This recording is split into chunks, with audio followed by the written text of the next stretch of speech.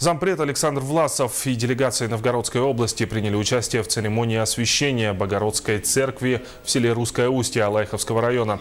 Церковь расположена на 71 градусе северной широты и является одним из самых северных православных храмов в мире. Напомним, здание церкви передано новгородцами в дар русско-устинцам в прошлом году. О своих впечатлениях об историческом событии рассказал Александр Власов. Делегация Новгородской области сделала для нас очень много. Построена их руками церковь, конечно, при активном нашем участии. Поэтому мы с огромной благодарностью им говорим за великое такое дело, которое они сделали в Русском Устье. Я думаю, что это послужит толчком для дальнейшего развития не только нашей республики, но и всей России. Как раз сегодня мы говорим об освоении Арктики, Крайнего Севера. Это вот один из тех шагов, который связан, конечно, с дальнейшим освоением Арктики России.